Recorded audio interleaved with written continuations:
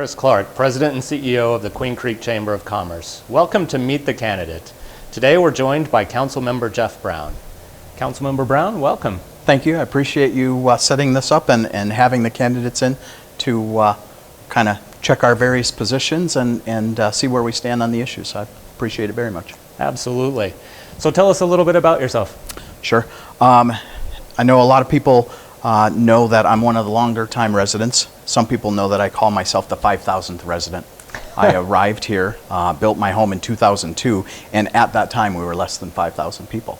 So I figure I was probably the exact 5,000th resident. So lived here with my family since that time, have loved it, got involved in town goings-on very early in my after my arrival here, and have just fallen in love, loved the town, felt like I needed to give back, so I served on Transportation Advisory Commission way back in 2005 or 6, and was its first chair, and have brought a number of students through the Queen Creek Public Schools.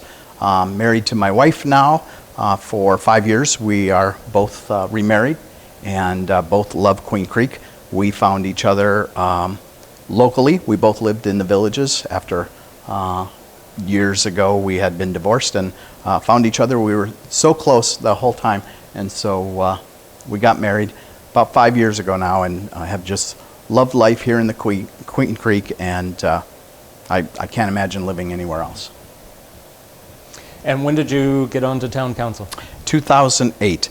At the time, there was going to be an opening. One of the persons running had potentially some legal issues, and I was encouraged to run by a former town council member who was not interested to rerun, and basically said, Jeff, if you don't run, things could be problematic for the town going forward. So I loved the town that much that I felt that I was compelled. I couldn't say no to that. So I ran for office in 2007, got elected, and took my seat in 2008 in the summer. Very good. And so you're running again. I am. What do you think are the major issues facing the town? Sure. If you don't mind, real quickly, I'll tell you why I'm running again. Sure. And I think that will help touch on the major issues too. The major issues facing our town are public safety. We're recently determined as a town council, after much public input, that we would go down the road of creation of a municipal police force. I'm very excited for that to happen. It was time. MCSO has served us so well, but as the town has matured and we've gotten to 55,000 or so residents, now's the time to move to that better level of service, greater accountability, more direct contact with the town management and the town council. So I'm excited to see that to fruition. Certainly transportation is huge. We've got a capital improvement project list that's some $250 to $270 million over the next 10 years. That's something that I've worked on diligently over the course of the last term, and I want to see that come to fruition. And then water infrastructure and making sure that we are sustainable from a water delivery standpoint and have water to support future development. Those are the three key issues that I see, and why I'm rerunning is to make sure to carry that momentum through. I've been involved right from the start on each of those issues, and I really think that some institutional knowledge and some certainty is needed there, and so I'd like to follow those through to fruition. So talking about transportation, what do you see are the key issues there, and how do we get traffic moving in Queen Creek? And what do you say to those people who say we need to build roads faster? Sure. I'll start with the last part first. I would love to build roads faster. I've said that for a long time. The reality, though, is that there's only so fast you can build roads in a community such as ours, where we still need people to be able to get to job centers. We still need them to be able to shop and get to commerce. So I actually brought a map, and I'll just hold it up real quick. This shows all the current road projects. We've got 16 or 17 going right now. And the truth is that if you were to try to build roads faster, that means literally every road would have to be under construction, and that just prevents gridlock. And we already have enough cars on certain roads now that make for near gridlock conditions. So the focus then has been on, especially for the town of Queen Creek, I'll just back up just a moment to kind of give the lay of the land. Queen Creek is bisected by some natural and some man-made blocks to a true grid system. In a perfect world, we'd have a real grid system, but instead we have the Union Pacific Railroad that bisects the town on a diagonal. We have the Queen Creek Wash and the Sanoke Wash, and both of those bisect the town basically on the diagonal, which prevents, unless you build extremely costly bridges, which again would create more gridlock in a short period of time. So the idea then is to make sure that we focus on getting as near to the perfect grid system as we can. And so to that end, the town has really been working diligently on that. We've got Rittenhouse under construction right now. As you know, Ellsworth Loop is 6 lanes, 3 lanes each direction, plus a center turn lane from end to end through the entire town.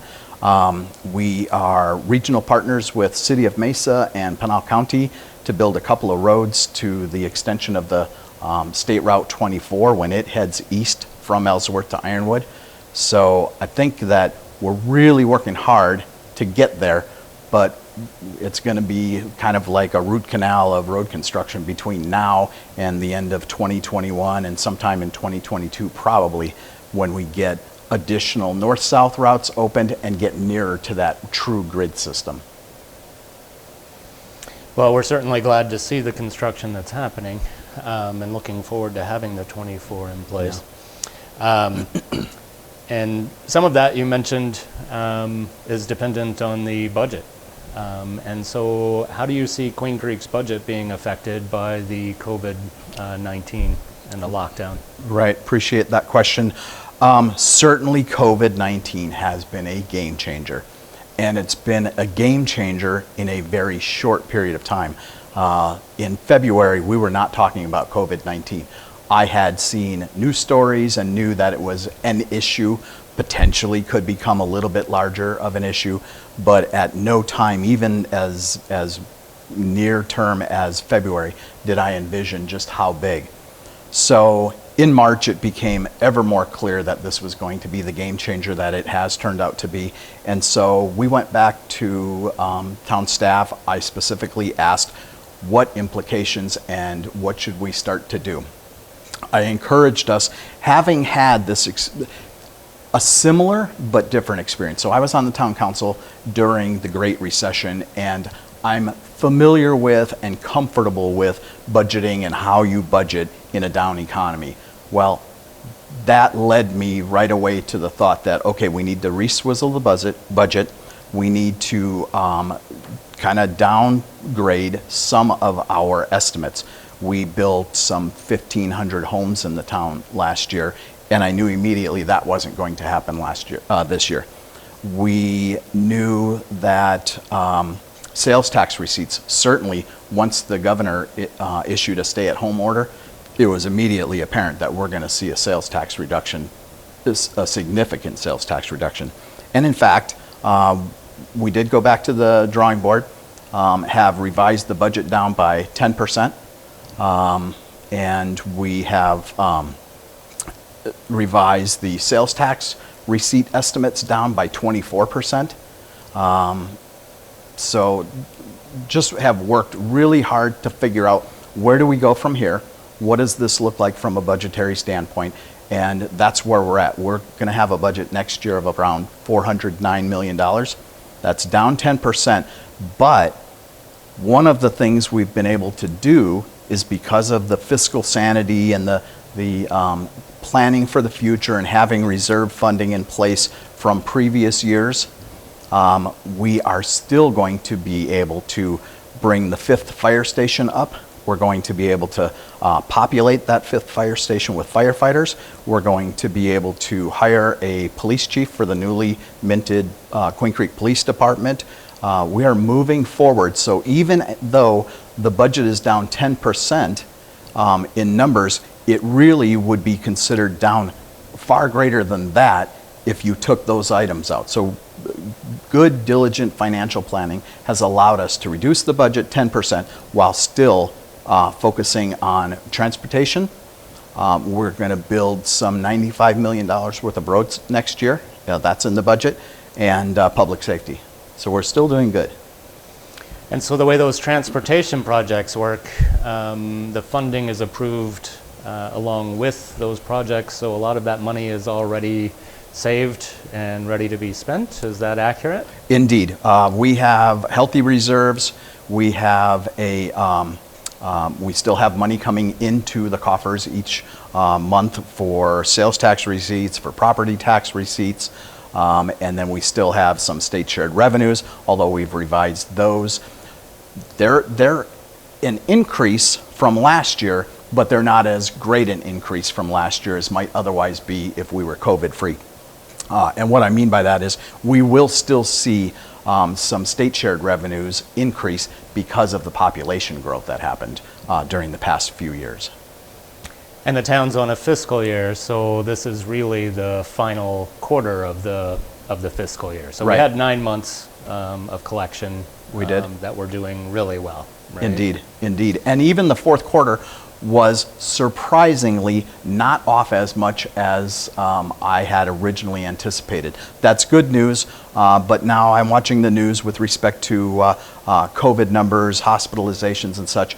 So we're definitely not out of the woods. And so I think that fiscal sanity and just keeping all options on the table, being very cognizant of what's going on, being light on our feet, so to speak, is still the order of the day, and we're going to do that.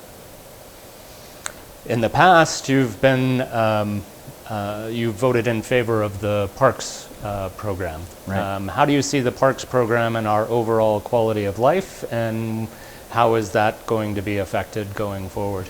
Right. Parks is definitely one of those items, first to address your question, quality of life, huge quality of life issue. People move, especially in our area. Our median age family is a couple in their early 30s, childbearing years. Parks and recreation programs are extremely important to them. We do basically every other year we do a survey to kind of figure out, okay, what are the issues that most impact families, and what do they think about town government? What are the services that they like and want? And Parks and Rec is always one of the ones that are very high on the list of our residents. So going forward, we've got COVID. It's not going to be this year as much as it otherwise might be, but we're still staying pretty flat, and we still have around $9 million in the budget to do some drainage work and studies and engineers for engineering on our East Park site. That's the next big park after Mansell, Carter Park, coming out of the ground. We anticipate we can start construction still in 2024, maybe early 2025. But my hope is for 2024. It's very important to me. It's not as high, certainly, as public safety, and it's not as high on the list from a prioritization standpoint as transportation, but it is critically important still from a quality of life if we're going to continue to attract people to what we have deemed now for years a family-friendly community. There's a reason we're building all these homes with 4, 5, and 6 bedrooms in this town, and I think without Parks and Recs offering, that doesn't happen. One of the key drivers, so you mentioned all of the people moving. We have a lot of new homes construction, and even through March and April, we continued to have quite a few single home permits. May did see a slowdown. We'll know about June here soon. But all of that growth is controlled by the general plan. How do you see the general plan? Is that something you stick with? Is it something we can count on as a planning document? Tell us your thoughts. Sure. The general plan is a really important instrument, but it really is a guideline. It's a living document. That said, I've never been in favor of whole-scale change, because my thought is residents move to a community, they plunk down. Their largest investment is typically their home. And in the town of Queen Creek, this largest investment is costing hundreds of thousands of dollars. So I feel the need to be very diligent and try to stick to the general plan that's voter approved as much as absolutely possible, because to me anything else is basically a bait and switch. It says, hey, you did your research, Mr. Home Buyer and Miss Home Buyer, but all of a sudden now I'm going to completely switch it up. So I try to adhere it. That said, there are reasonable accommodations that should be made for various projects for various reasons. Certainly, there are some things that could not have been foreseen, a few years ago, for instance, that may change the dynamics on the ground for a specific parcel next to a specific neighborhood. But in general, my thought is we need to protect neighborhoods. We need to respect the home buyer's investment. So much money at stake, and I just try to adhere to it as much as possible. Good. Well, we appreciate your time today. Sure. And appreciate you sharing your thoughts with us. We thank you for your service on town council, and good luck with the election. Thank you. I appreciate that. I look forward to serving the residents for another 4 years and seeing these really great projects, like I say, public safety, the police services, the new fire station, an East Park coming out of the ground. These are all very important things, and I'd love to see them to fruition, and I'd love to continue to serve the residents of the town of Queen Creek.